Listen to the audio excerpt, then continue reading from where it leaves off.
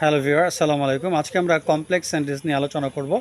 Complex সেন্টেন্সের বাংলা অর্থ হচ্ছে জটিল বাক্য। সঙ্গে আছে আমি প্রভাষক রতন আহমেদ।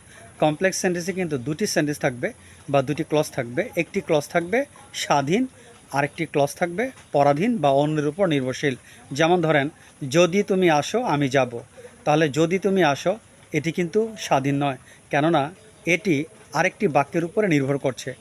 হ্যাঁ, যদি তুমি আসো আমি যাব, তাহলে আমি যাব কিন্তু স্বাধীন। যেমন যখন তিনি এখানে এসেছিলেন, এটি কিন্তু স্বাধীন নয়।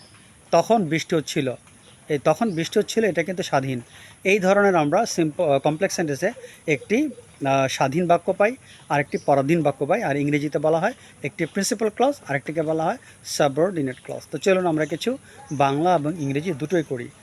যখন তিনি এসেছিলেন তখন বৃষ্টি হচ্ছিল। When he came here it was raining. এটি কিন্তু কমপ্লেক্স সেন্টেন্স। হ্যাঁ, কেননা এখানে দুটি ক্লজ দেখতে পাচ্ছি, একটি স্বাধীন ক্লজ আর একটি পরাধীন ক্লজ। তাহলে এই কমপ্লেক্স সেন্টেন্স কীভাবে শুরু হয় বা কমপ্লেক্স সেন্টেন্স আমরা কীভাবে চিনতে পারবো?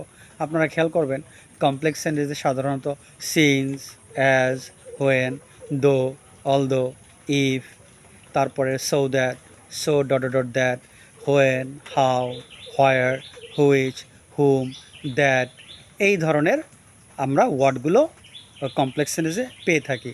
As if, as though, until, এই ধরনের ওয়ার্ডগুলো পেলেই আপনারা ধরে নেবেন সেটা হচ্ছে কমপ্লেক্স সেন্টেন্স। যেমন যদিও সে ধনী, সে সুখী নয়। দেখেন, যদিও সে ধনী, এটা কিন্তু প্রিন্সিপাল ক্লজ নয়, এটা কিন্তু আরেকটা ক্লজের উপর ডিপেন্ড করছে। যদিও সে ধনী, সে সুখী নয়। Though he is rich, he is not happy. এখন হি ইজ নট হ্যাপি এটা কিন্তু পরিপূর্ণরূপে একটা প্রিন্সিপাল ক্লজ, কেননা এটা আগের ক্লজ, অর্থাৎ যদিও সে ধনী এর উপর নির্ভরশীল নয়। এভাবে কমপ্লেক্স সেন্টেন্সে একটি স্বাধীন ক্লজ থাকবে, আরেকটি পরাধীন ক্লজ থাকবে।